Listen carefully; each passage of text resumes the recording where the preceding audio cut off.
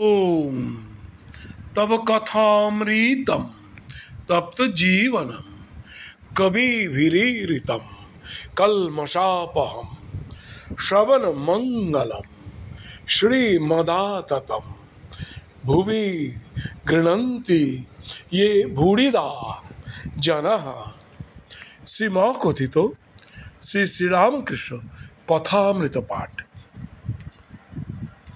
গতকাল আমরা অষ্টাদশ পরিচ্ছেদ 1883 8ই এপ্রিল সেখানে অষ্টাদশ পরিচ্ছেদ পাঠ কিছুটা করেছিলাম। আজ বাকি অংশটি পাঠ করব। পুত্রশোক জীব সাজ সমরে ঠাকুর অধরের কুশল পরিচয় লইলেন। অধর তাহার বন্ধুর পুত্রশোকের কথা নিবেদন করিলেন। ঠাকুর আপনার মনে গান গাইতেছেন।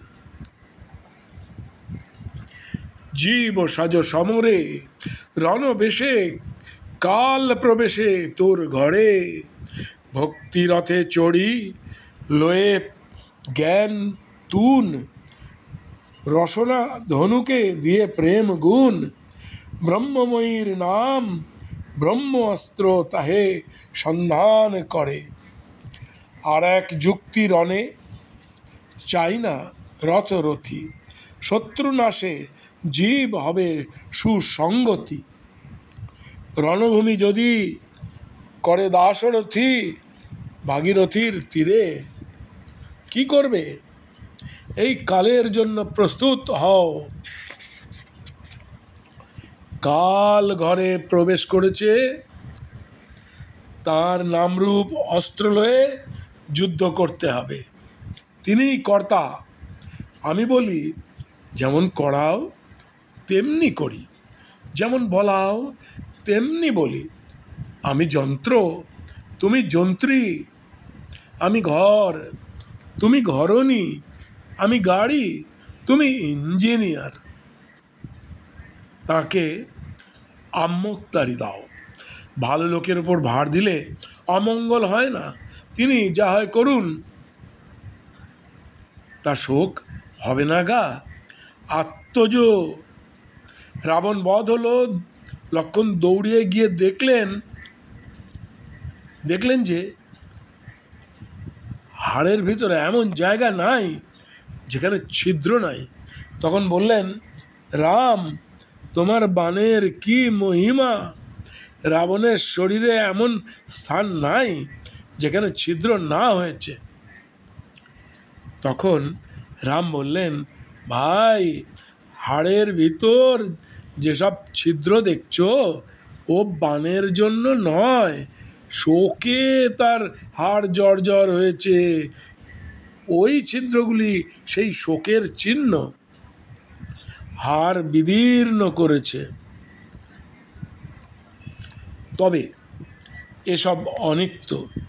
গৃহ পরিবার সন্তান দুদিনের জন্য। তাল গাছই সত্য, দু একটা তাল খসে পড়েছে, তার আর দুঃখ কি? ঈশ্বর তিনটি কাজ করছেন, সৃষ্টি স্থিতি প্রলয়। মৃত্যু আছেই। প্রলয়ের সময় সব ধ্বংস হয়ে যাবে, কিছুই থাকবে না। মা কেবল সৃষ্টির বীজগুলি কুড়িয়ে রেখে দেবেন, আবার নূতন সৃষ্টির সময় সেই বীজগুলি বার করবেন। গিন্নিদের যেমন নেতাকাতা হাড়ি থাকে, সকলের হাস্য, তাতে শশা বিচি, সমুদ্রের ফেনা, নীলবড়ি ছোট ছোট পুঁটলিতে বাঁধা থাকে। আমরা অষ্টাদশ পরিচ্ছেদ পাঠ করলাম, আর ঊনবিংশ পরিচ্ছেদটিও আজকে এরই সঙ্গে পাঠ করছি। ঊনবিংশ পরিচ্ছেদ অধরের প্রতি উপদেশ। সেই অধরের বন্ধুর উদ্দেশ্যে বললেন শ্রীরামকৃষ্ণদেব, ভগবান শ্রীরামকৃষ্ণদেব বললেন যে জীব সাজ সমরে বললেন এসব অনিত্য, সন্তান দুদিনের জন্য, গৃহ পরিবার সন্তান, বললেন। গভীর শোক তাকে সান্ত্বনা দেওয়ার কথা বললেন, মানে দেওয়ার জন্য এসব বললেন।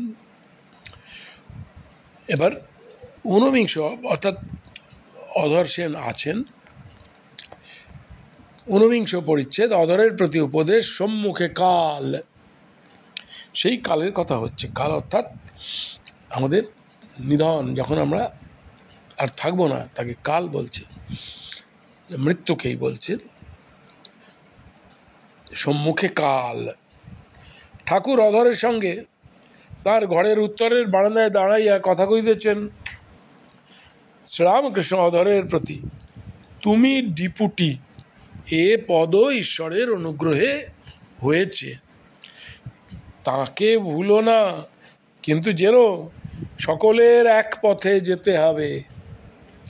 এইখানে একটি পাদটিকা আছে, এটি আমি পাঠ করছি। অধর সেনকে বলছেন সকলের এক পথে যেতে হবে। পাদটিকা হলো, শ্রীযুক্ত অধরচন্দ্র সেন 1.5 বৎসর পরে দেহত্যাগ করেন। আশ্চর্য! তিনি এর ঠিক দেহত্যাগ করলেন এর ঠিক 1.5 বছর পর। ঠাকুর ওই সংবাদ শুনিয়া অনেকক্ষণ ধরিয়া মার কাটছে কাঁদিয়াছিলেন। অধর ঠাকুরের পরম ভক্ত। ঠাকুর বলেছিলেন, তুমি আমার আত্মীয়। অধরের বাড়ি কলিকাতা, শোভাবাজার, বেনেটোলা। তাঁর কয়েকটি কন্যা সন্তান এখনও বর্তমান। কলিকাতার বাড়িতে শ্রীযুক্ত শ্যামলাল, শ্রীযুক্ত হীরালাল প্রভৃতি ভ্রাতারা কেউ কেউ এখনও আছেন।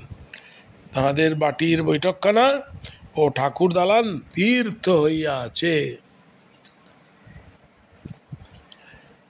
এখানে দুদিনের জন্য, সংসার কর্মভূমি, এখানে কর্ম করতে আসা।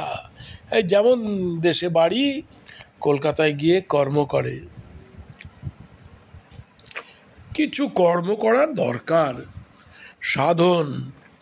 তাড়াতাড়ি কর্মগুলি শেষ করে নিতে হয়।